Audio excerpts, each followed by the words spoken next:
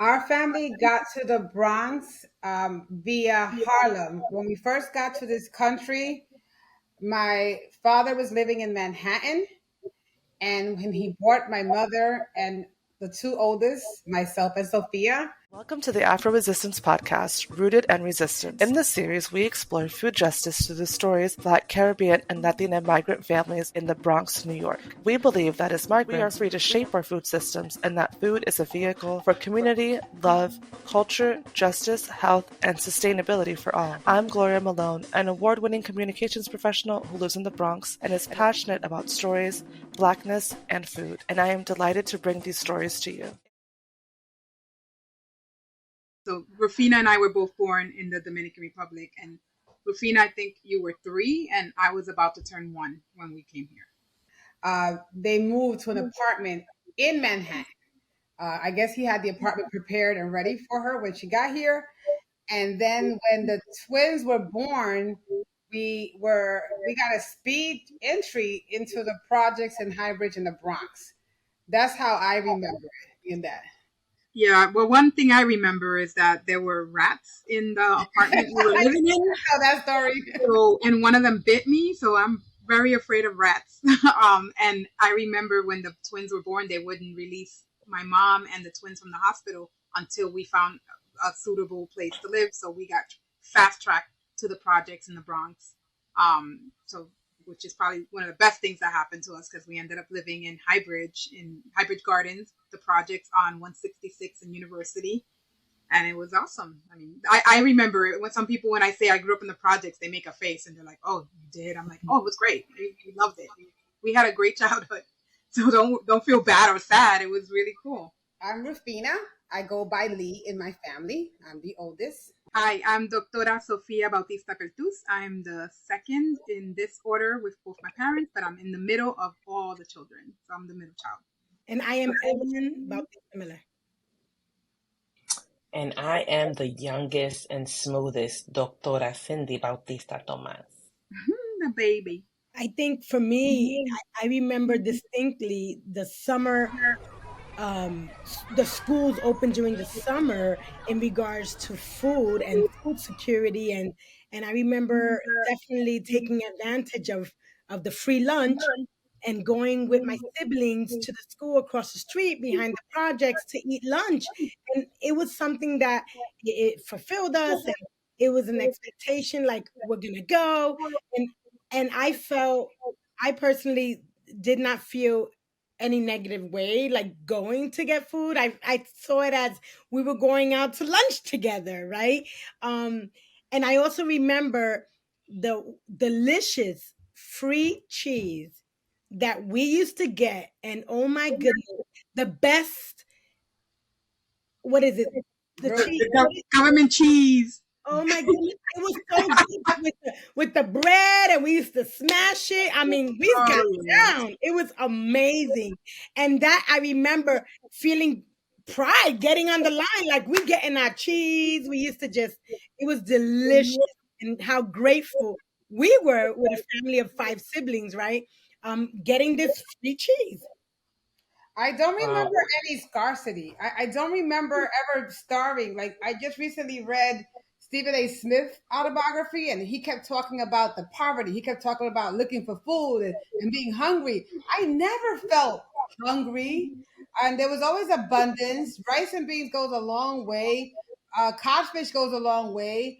I don't remember ever going into the kitchen and thinking, "There's no food. I'm hungry." I remember the same. No, I don't remember that at all. And we had a supermarket right nearby that we would walk to next to this building we used to call the White Building, which is super great now. But I remember like going with the food stamps from my mom to go shopping and get what we need.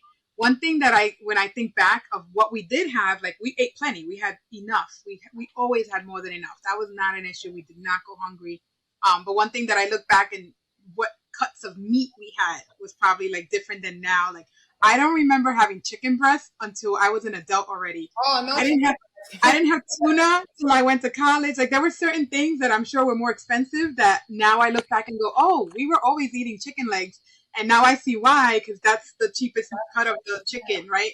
And the same thing with fish, right? We had fish pieces that had the espina still in it. And now I'm like, oh no, I buy filet, right? So I don't have to take the peanuts out and have them in my throat. So we did not go hungry. There was, for me, plenty of food available, and we had no issues, like Evelyn said, going to get the free lunches. In school, we had our lunch. We got there early to get our free breakfast. And I don't remember connecting it to feeling poor. It's just like, this is what we have. This is what we have access to.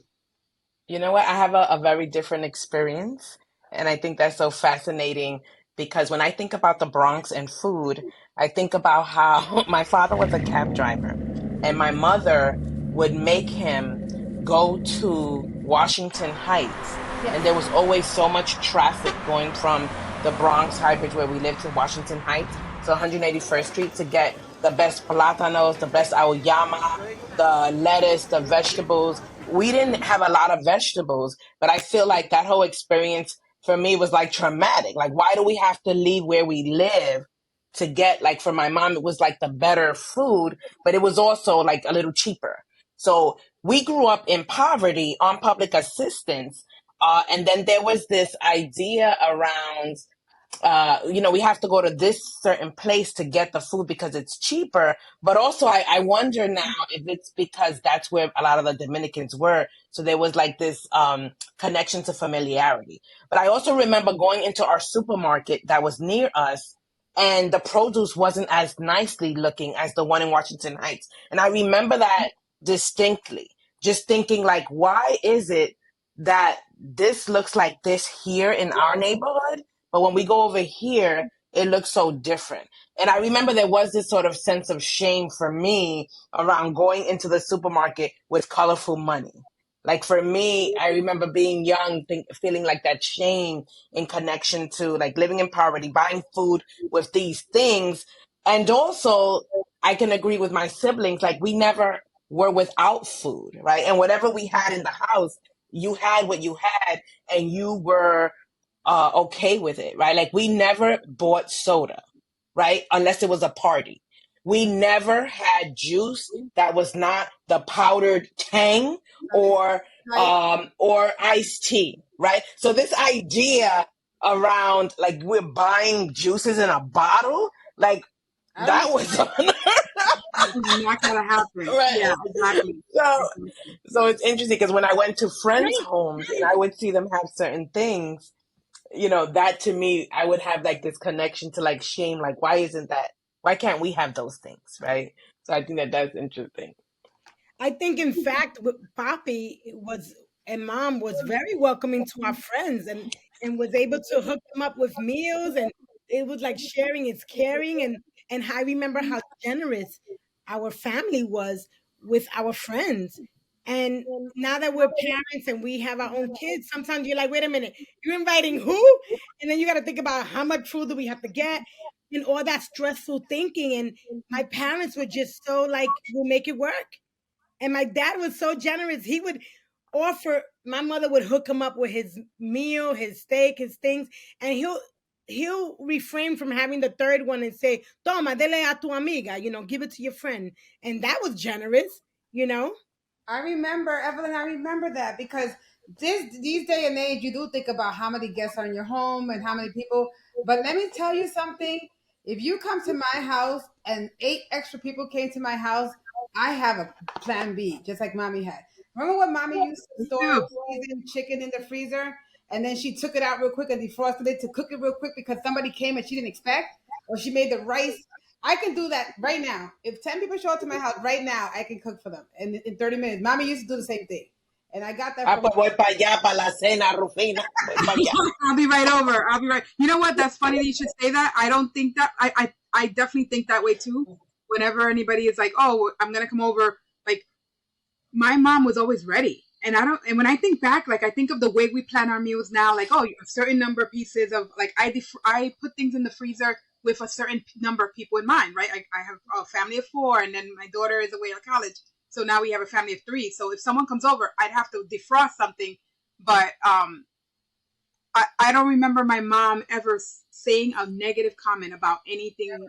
Like if we told her, oh, a friend's coming over, we sometimes didn't even tell her. We would just show up with like 2-3 extra friends, and somehow they were able to eat with us with no problem. And I don't remember her once saying we don't have enough. But I've been to other people's houses who have specifically said to me, "Oh, I wasn't expecting you," and like made me feel kind of a ways. Yeah, exactly. The beverages. We were not conscious as kids, and we would fill up the juices till the top. And I remember my mother chasing us, saying, "Why are you giving that big cup of juice?" Oh, that's the one thing. Yeah, you're right. But I have to say, maybe it's connected to this conversation of my comfort level. We always had one of these in my house because no matter what went down, there was some kind of ham or cheese or government cheese in the fridge, and my mom could put together a, what do they call that fancy plate? Charcuterie board. Charcuterie. She would put together a Bronx charcuterie real quick for whatever guest is there. So mommy definitely was always about giving food or something to show appreciation, love, compassion. So in fact, she would be offended if someone didn't want anything. And I mean, I know my husband didn't really like the different various foods that my mother would offer. My mother would be so offended. And it just showed how much passion she had in ensuring that you were safe, you were full. My husband is a little thin, so my mother would be a little concerned with the fact that he would deny something that she would offer. And it's something she struggled with my husband with because he is very picky. So I noticed when people would take what my mother offered, my mother would just smile from ear to ear. And it's just the best feeling to see the fact that she was happy about feeding them or giving them something, you know? I realized that is my love language, feeding my family. Like when it was my anniversary Saturday and we were going to go out to dinner, and I'm like, you know what? I want to cook. I want to make something for us. Like for me, like cooking for others is one kind of love language. Yeah, I got that. I think I got that from her too. Like lately, that's a big thing for me. I want to give out soup. When I cook something, I'm excited to have people taste it. I want to bring the food to people. I'm like, oh my God, where did I get that from? And I'm like, and now I understand. Yeah, it is that. And yeah, we don't go out to eat on any special occasion. We don't go out to eat. We always cook here. And mommy had to do that, right? We didn't go out for occasions. We cooked there. So I got that from her too. My dad loved to eat. That man, if you had to, I mean, it was like a religious experience to see him at the table. And he would take off his shirt, not even like because if he was gonna eat, he had to have like full like exposure to the food, and it was gonna spill anyway. So he had a big old belly, and the food would be half of it on his belly while he's eating. So just to watch him eat was always like, and it wasn't like when I think back, it was kind of so normal. Like now, I can't imagine watching my kid or my husband go like spill all their food all over themselves. But you know what? He was just like loving his food and was complimenting the whole time. Cindy, you probably have more to say about this. But oh my God, yeah, I would say, you know what? I'm laughing about this because I got that from him. So when I eat and when it's good, right, I make noises. Ay, que bueno, this is delicious. So my father, every single meal, it could be the same thing that my mother cooked. My mother cooked rice, beans, and a meat every day. That's the bandera, evident, right? Rice, beans, and a meat. And there was always plátanos, whether tostones or plátanos horneado, boiled. And there would always be a tossed salad. Always. And each item was on a separate plate. He got served like a king every single day. My mother was a homemaker. He was a cab driver. He would come home, take off his clothes, and then put on some shorts so that he could eat his dinner. It's like he had a uniform to eat his meals, right? And so he would be eating dinner, then asking my mother what's for lunch the next day because he came home for lunch every day. So he didn't have breakfast. He would drink his Butelo Café while reading the paper every morning. But food for him was such an experience. And when he discovered fast food, Chinese. the Chinese, he would call chicken and broccoli.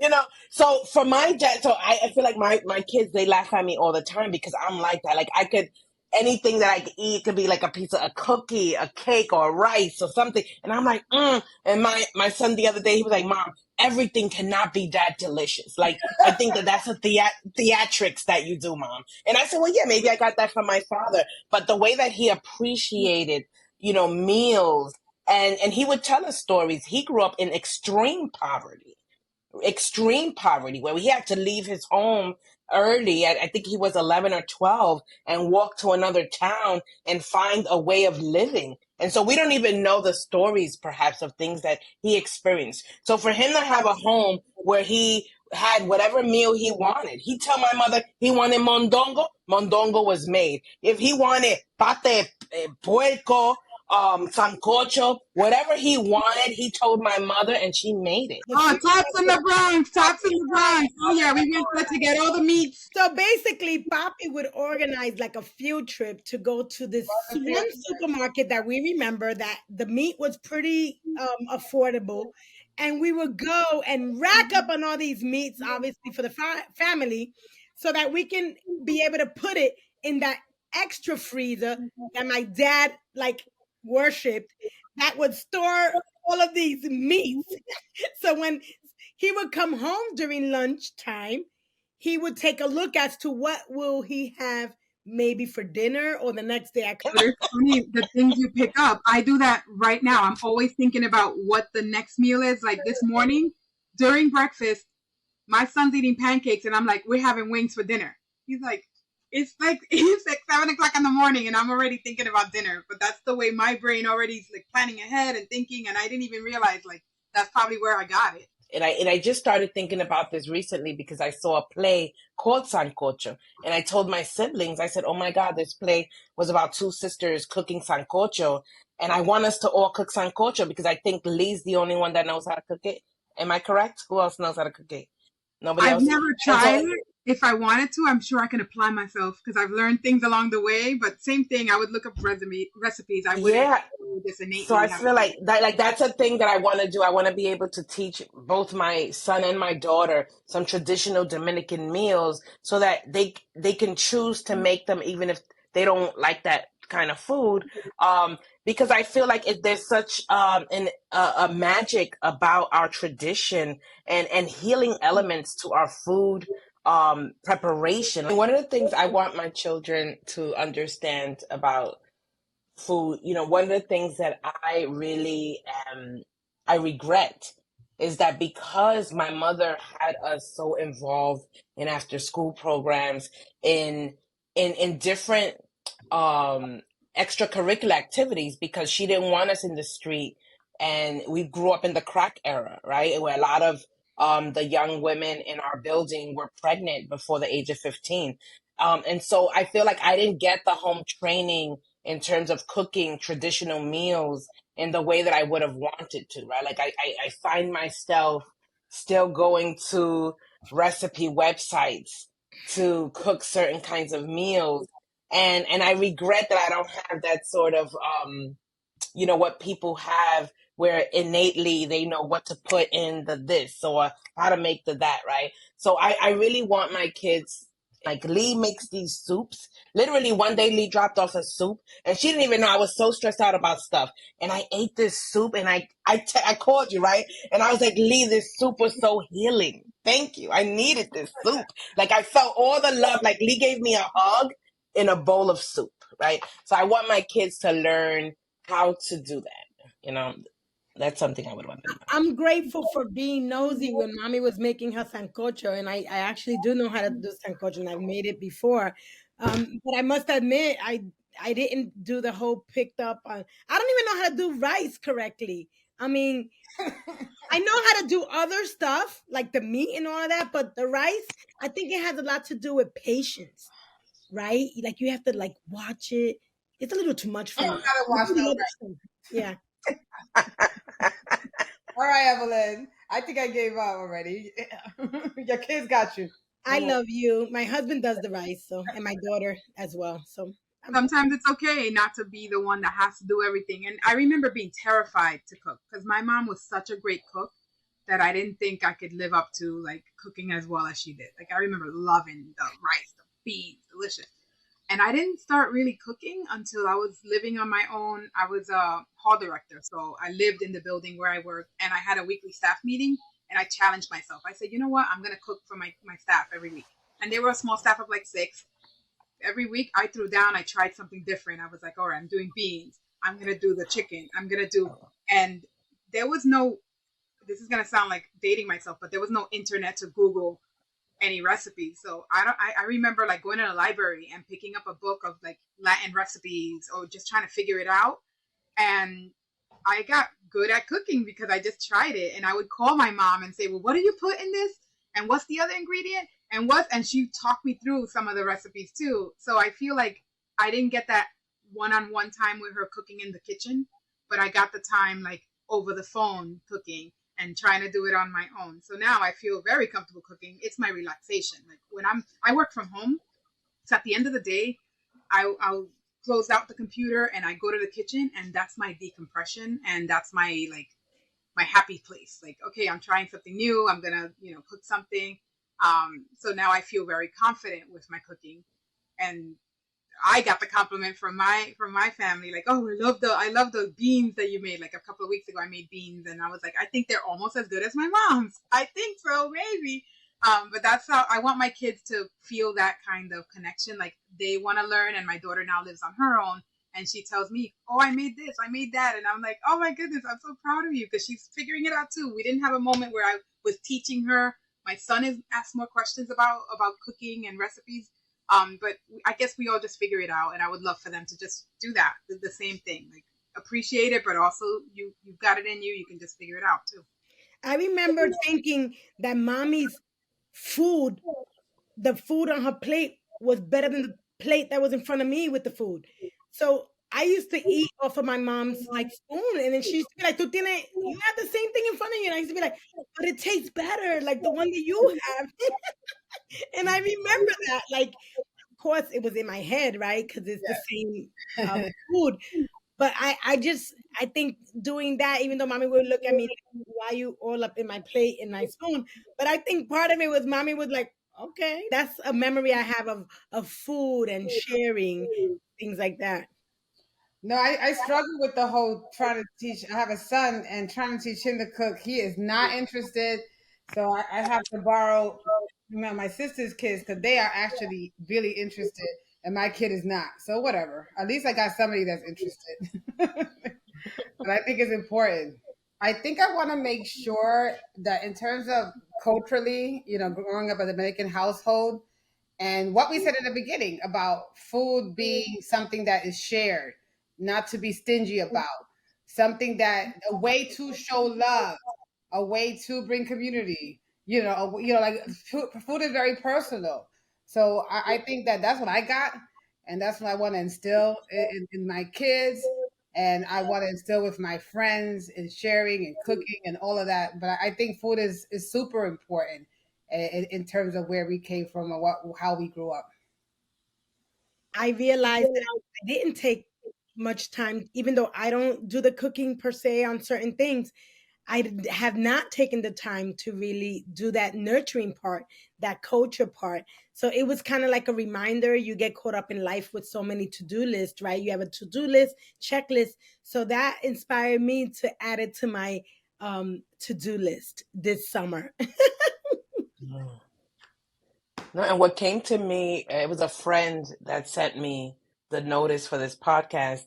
And one of the things that I wanted to say is like, I do a lot of teaching around anti-racism and anti-oppression.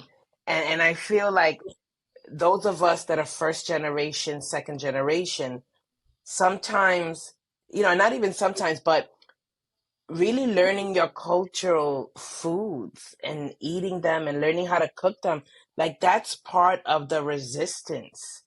And that's part of, the anti-racism, the anti-oppression. And yes, I understand that some of us may have health conditions where we need to modify the way that we cook certain foods.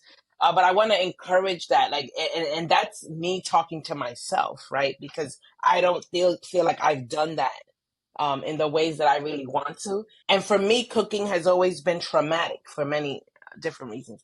So I was just like, oh my gosh, I'm going to be cooking all summer. I'm so excited now.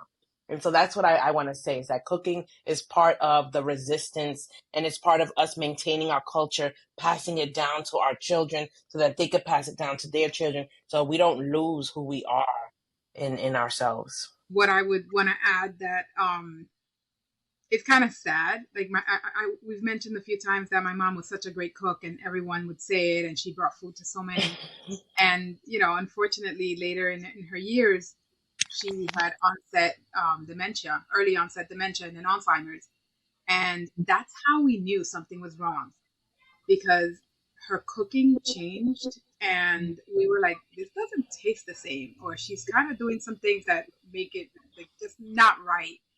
And I remember like being so sad about that, because I missed that, right? Because so later in her years, she wanted so badly to cook for us, but we would avoid it and try to veer her away from it because we knew it just wasn't the same.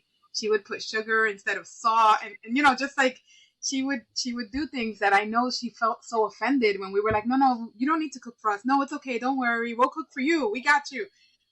So to do that felt horrible, because her love language, like I said before, it was cooking, and it's mine now. So I know, like, the day that I'm not cooking well, I know, like, something's wrong. Like if I forget the ingredients or I forget how to do something, but I remember that so profoundly, that like when her cooking changed, she changed, but she was still her essence, but it was definitely an early alert system for us. I just wanted to say how grateful I personally am that we ended up in the Bronx. I feel that my life would have been different had I grown up in Washington Heights.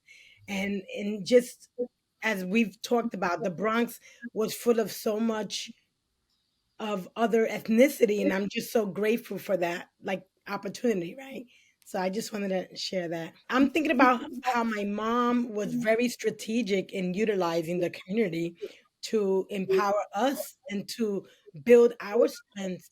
And the fact that my mom, with her religious affiliation, being Catholic, and her faith, my mom was able to strategically look beyond the things we experienced, like the crack files on the staircase, the urine in the elevator, all of those things that you would think that would make you not feel that you can actually get out of it. My mother had a master plan, and the fact that we were in the Bronx, we were at a poverty level area, and all of that, my mother was able to find all of the strengths and gift it to us. Wow, that's powerful, Evelyn. We did not grow up eating out, so we grew up with only Dominican food, really, and Chinese, right? Chinese food and Dominican food. So when I think of the Bronx, I think of culture, I feel that the Bronx has a long way to go in terms of exposure to different types of foods. I know it's changing now, but when I think about my childhood, I think about we were a bit limited. We didn't even have Jamaican food, so like I didn't know that till college. So so I think that there was so it was just where we were, right? We had Latinos, and and we had Chinese restaurants. We had black people, but we didn't have southern food, right? Like soap that they had in Harlem, we didn't have it in the Bronx, right? So that's what I think. Really. So when I think of the Bronx food, immigration, and culture, I think of my family. Just like we were the immigrants, and I never described myself that way. Like I never introduced myself and say, "Oh, I'm an immigrant." It just is who I am, that I don't need to say it, but I guess I am. And for me, immigration is like that connection to where you're from. And because maybe I think differently, like I was happy that we had Dominican food, because now it's so hard to find sometimes where I live. If I want to buy Dominican food, I can make it at home if I figure out how to make it. But if I want to buy Dominican food, I have to drive a good, 15 minutes from here, 20 minutes, which I think in some places it's even more than that. But like we never lacked anything, and always had, the safety that we were always going to get our meal, that we were going to eat somewhere. And even if we ate, whether it was in school, whether it was in the community, whether it was at other people's houses, like when I think of immigration, food, culture, the Bronx, it's community, honestly. Like there was never a moment where I felt like I was going to go somewhere and starve, like, or I wasn't going to have enough. There was enough amongst us in our own home, but I remember the people I grew up with and the community that I was in, there was enough for all of us. And, and feeling that sense of community with food. I feel that I was lucky because of my mom's language barrier of not um knowing English fully to be able to have like full conversations. I remember my mom getting to know the Latino Spanish speaking families, and I was fortunate to meet so many nationalities because they were moving into the projects in different areas of the neighborhood. And I remember going and them offering food. Sometimes mommy would yell at me and be like, "Ya tu comiste," like you already ate. And then I would look at her like, like, and then she'll give the green light and then I would eat. So I was able to have food from like Puerto Ricans, again, different nationalities in regards to food. So I was privy, I guess, as the interpreter. Um, for me, when I think about the Bronx, food, immigration, and culture, I think about resiliency. I think about strength. I think about love. When I think about the bodegas on the corner and newly arrived immigrants that took all they had to create a replica of what they experienced in their hometowns. Colmados are places of connection, of social capital, of rich information giving and sharing and loving and being. And I think about how people were able to do that. And I didn't realize that until I went to Dominican Republic in 2017, actually, was when I was there as an adult with my children and was in the colmado as a social worker, thinking to myself, this is brilliant, right? That folks were able to get to New York and create these community centers, if you will, in bodegas, right? And I think about the love of culture, the love of, the communities. There's a lot of challenges, like Rufina shared, that's happening now in the Bronx. There's a lot of environmental justice issues and concerns that are very grave and real, right? There's food deserts, and also that people could still experience joy, love, and connection.